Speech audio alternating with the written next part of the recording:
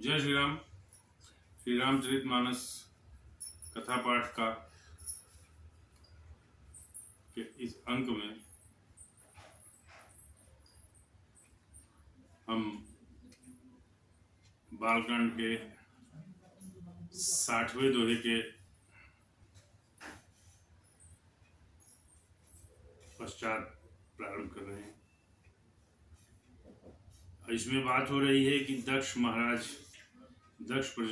महाराज को ब्रह्मा जी ने प्रजापति का पद दिया और उस पद को पाकर उनके अंदर अभिमान आ गया, मद आ गया। तो वहां से आगे की कथा है।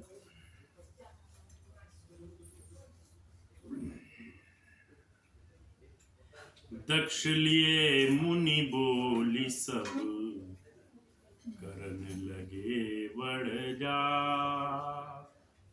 न्योते सादर सकल सुर जे पावत मख भा।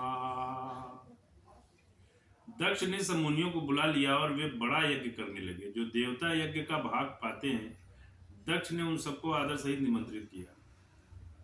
किन्नर नाग सिद्ध गंधर्वा बधुन समेत चले सुर सर्वा, विष्णु बिरंची महेश बिहाई, चले सकल सुर जान बनाई।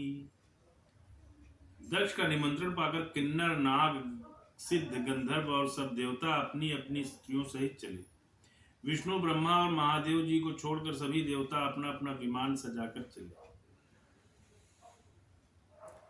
सती बिलोके ब्यो विमाना, जात चले सुंदर विधि नाना, सुर सुंदरी करही कल गाना, सुनत श्रवण छूटहि मुनि ध्याना, पूछूं तब शिव कहु बखानी, पिता यज्ञ सुनि कछु हर्षानी, जो महेश मोहि आय सुदेहि, कछु दिन जाई रहो मिस आई। सती जी ने विमानों में देवताओं के जाने का कारण पूछा। तब शिव जी ने सब बातें बतलाई। पिता के यज्ञ की बात सुनकर सती जी कुछ प्रसन्न हुई और सोचने लगी कि यदि महादेव जी मुझे आज्ञा दें तो इसी बहाने कुछ दिन पिता के घर जाकर रहूं। पति परित्याग हृदय दुख भारी, कहीं न निज अपराध विचारी, बोली सती मनोहर बानी, भय संकोच प्रेम रस सानी। क्योंकि उनके हृदय में पति द्वारा त्यागी जाने का बड़ा भारी दुख था, पर अपना अपराध समझकर वे कुछ कहती न थी। आखिर सती जी भय संकोच और प्रेम रस में सनी हुई मनोहर वाणी से बोली, पिता भवन उत्सव परम, जो प्रभु आए सो, तो मैं जाऊं कृपायतन, सादर देखकर सो। हे प्रभु, मेरे पिता के घर बहुत बड़ा उत्सव है। यदि आपकी आज्ञा हो तो हे कृपाधाम, मैं आदर सहित उसे देखने जाऊं। कहूं नीक मोरेहूं मन भावा, यह अनुचित नहीं नेवत पठावा, दक्ष सकल निज सुता बुलाई, हमरे बयर तुम्हु बिसराई। शिव जी ने कहा, तुमने बात तो अच्छी कही, ये मेरे मन को भी पसंद आई, पर उन्होंने न्योता नहीं भेजा, यह अनुचित है। दक्ष ने अपनी सब लड़कियों को बुलाया है, किंतु हमारे बैर के कारण उन्होंने तुमको भी बुला दिया। समझे? दक्ष जी जो है वो पार्वती जी के पिताजी थे, सती जी के। वो अपने घर पे यज्ञ कर रहे थे। उन्होंने अपने सारी रिश्तेदारों को, बच्चों को, लड़कियों को बुलाया, किंतु शंकर जी को और पार्वती जी को उन्होंने नहीं बुलाया, सती जी को नहीं बुलाया। ब्रह्म सभा हम सन दुख माना, तेहि ते अजमु करहि अपमाना। जो बिनु बोले जाहु भवानी, रही नसील सनेहु न कानी। अब एक बार ब्रह्मा की सभा में हमसे अप्रसन्न हो गए थे, उसी से वे अब भी हमारा अपमान करते हैं। दक्ष जी से और शिव जी से ब्रह्मा जी के सभा में कुछ विवाद हो गया था, और उससे दक्ष जी जो है शिव जी से अप्रसन्न हो गए, और इसी कारण वो उनका अनादर करते हैं, उनको बुला नहीं रहे अपने कार्यक्रम में। हे भवानी, जो तुम बिना बुलाए जाओगी तो न शील स्नेह ही रहेगा और ना ही मान मर्यादा रहेगी। किसी का सहयोग भी करना हो, ठीक है, किंतु यदि बिना आपको आग्रह के, बिना सामने वाले के कहे आप उसका सहयोग करते हो, वो भी अनुचित है। क्योंकि हो सकता है वो आपके सहयोग को ही वो अनुचित मान बैठे, बुरा मान बैठे कि क्यों ये व्यक्ति, मैं बुला रहा हूं फिर भी मेरी मदद कर रहा है। और किसी के यहाँ जाना, किसी के शुभ कार्यक्रम में जाना, और वो भी बिना बुलाए जाना, ये नहीं करना चाहिए। वो कितना भी बड़ा हितैषी हो, कितना भी परम मित्र हो, लेकिन यदि उसने आपको अनदेखा किया है, आपको नहीं बुला रहा है, तो आपको अपने स्वाभिमान पर रहना चाहिए, वहां नहीं जाना चाहिए। जहां अपमान हो वहां नहीं जाना चाहिए।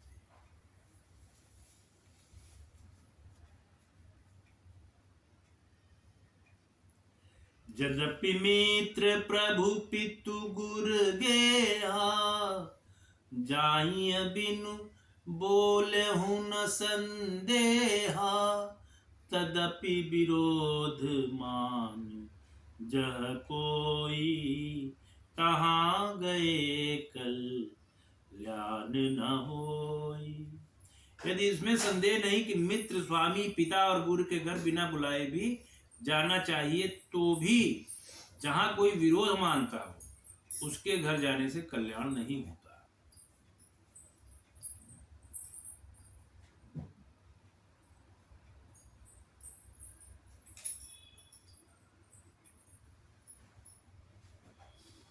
यद्यपि मित्र प्रभु पितु गुर गेहा, जाई बिनु बोले हूं न संदेहा। किसके किसके घर आपको बिना बुलाए चले जाना चाहिए? मित्र, स्वामी, पिता और गुरु। इनका स्वामी your boss, you can say your boss, ठीक है, और गुरु इज योर टीचर। ये अंतर है दोनों में, ठीक है। तो इनके यहां आप बिना बुलाए भी जा सकते हो, किंतु तदपि विरोध मान जहि कोई, जहां गए कल्याण न हो। किंतु यदि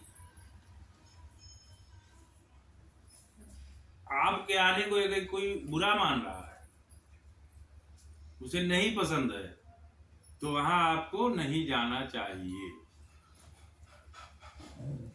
भांति अनेक शंभु समझावा, भावी बस न ज्ञान उरावा। कह प्रभु जाऊं जो बिनहि बुलाए, नहीं भली बात हमारे भाई। शिवजी ने बहुत प्रकार से समझाया, पर होनहार व सती के हृदय में बोध नहीं हुआ।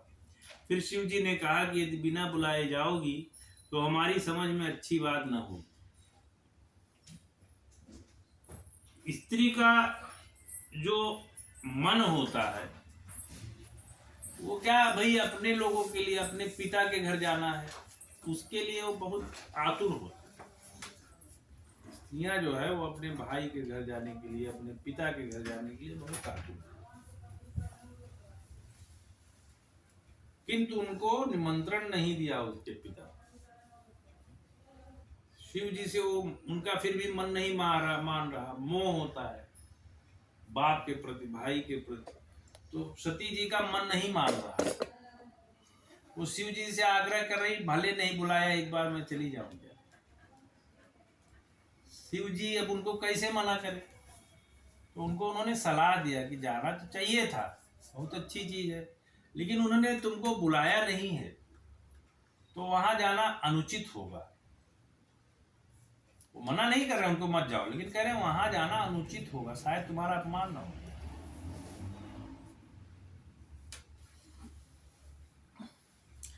पर शिव जी के बहुत समझाने के बावजूद भी सती जी मानी नहीं। वो मोह जो अपने माँ बाप का है वो उन्हें रोक नहीं पाया।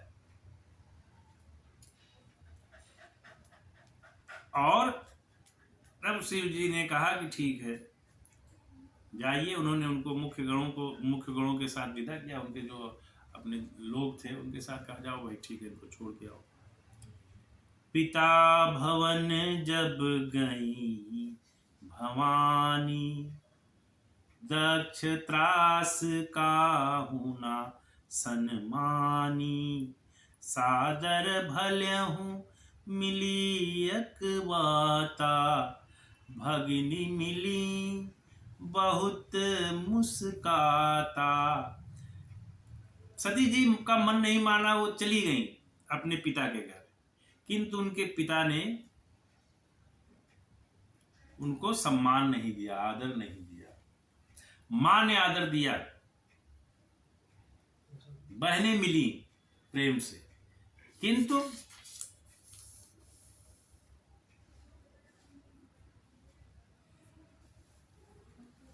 दक्ष के डर के मारे किसी ने आवभगत नहीं की।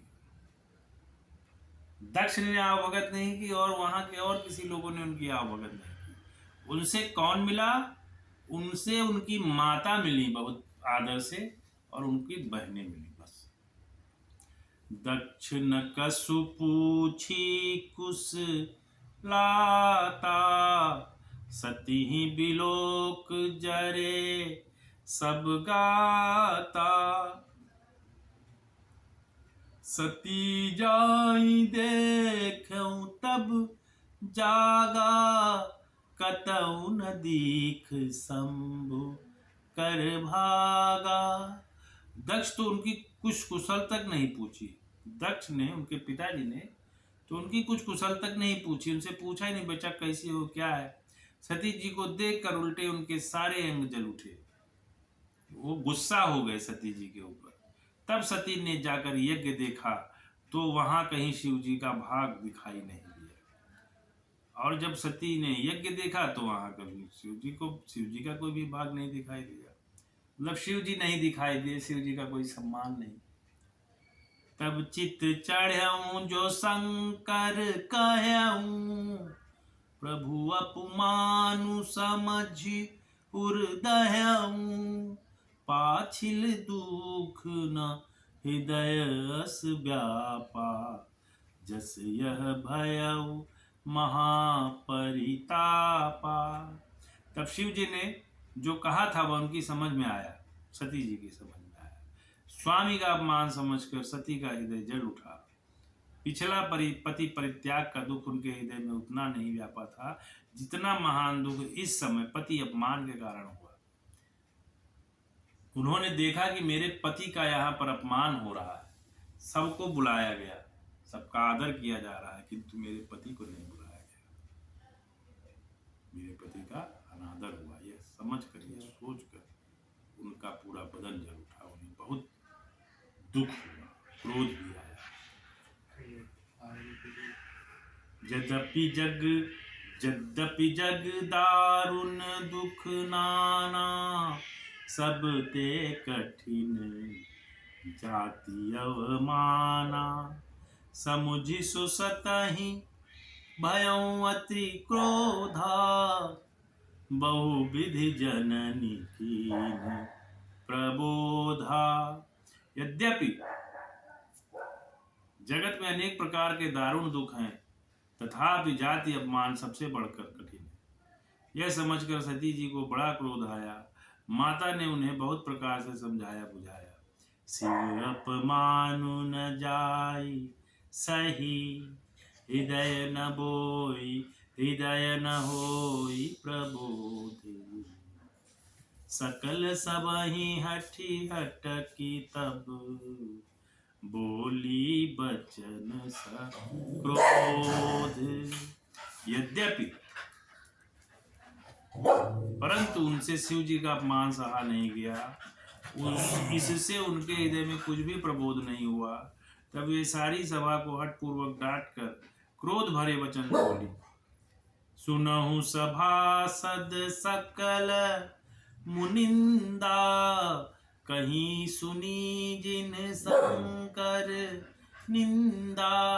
सो फलु तुरत लहब सब काहू, भली भांति पछिताब पिताहूँ। हे सभासदों और सब मुनीश्वरों, सुनो, जिन लोगों ने यहाँ शिव जी की निंदा की या सुनी है, उन सबको उसका फल तुरंत ही मिलेगा और मेरे पिता दक्ष भी भली भांति पछताएंगे।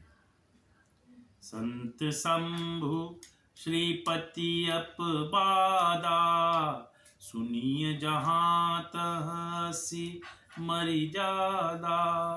काटियता सुजीव जो बसाई, श्रवण मुदिनत चलीव पराई। जहाँ संत शिव जी और लक्ष्मीपति भगवान विष्णु की निंदा सुनी जाए, वहाँ ऐसी मर्यादा है कि यदि अपना वश चले तो उस निंदा करने वाले की जीभ काट ले, और नहीं तो कान मूंद कर वहाँ से भाग जाए। ठीक है। संत की, शंकर भगवान की, विष्णु भगवान की जहाँ पर निंदा हो, उस जगह पर नहीं रुकना चाहिए। या तो उसका विरोध करो या तो वहाँ से निकल लो। जगतात्मा महेशु पुरारी, जगत जनक सबके हितकारी। पिता मंदमति निंदत तेहि, दक्ष शुक्र संभव यह देहि। त्रिपुर दैत्य को मारने वाले भगवान महेश्वर संपूर्ण जगत के आत्मा है। वे जगत पिता और सबका हित करने वाले हैं। मेरा मंद बुद्धि पिता उनकी निंदा करता है और मेरा यह शरीर दक्ष ही के वीर्य से उत्पन्न है। उन्हें ग्लानि हुआ अपने शरीर पर भी कि यह शरीर भी इसी व्यक्ति के उससे उत्पन्न हुआ है, जो मेरे पति का, और मेरे पति का तो छोड़ दो, इस विश्व के जो महादेव हैं उनकी निंदा कर रहा है। महादेव किसी से कुछ नहीं लेते, महादेव देते हैं समाज को। या समाज के ऊपर जो संकट होता है, उस संकट को कोई नहीं अगर अब शब्द वो कर पाता है, अंगीकृत कर पाता है, तो वो करते हैं, वो उसको ले लेते हैं, हर लेते हैं। इसीलिए उनका नाम हर कहा गया है। तजहूं तुरत देहि तेहि हेतु, उर्धरि चंद्र मौल वृष केतु। अस कहीं जोग अग्नि तनु जारा, भयउ सकल मख हाहाकारा। इसीलिए चंद्रमा को ललाट पर धारण करने वाले वृषकेतु शिव जी को हृदय में धारण करके मैं इस शरीर को तुरंत ही त्याग दूंगी। ऐसा कहकर सती जी ने योगाग्नि में अपना शरीर भस्म कर डाला। सारी यज्ञशाला में हाहाकार मच गया। वो कूद गई उसी यज्ञशाला में, यज्ञ में। उन्होंने कहा कि जिस व्यक्ति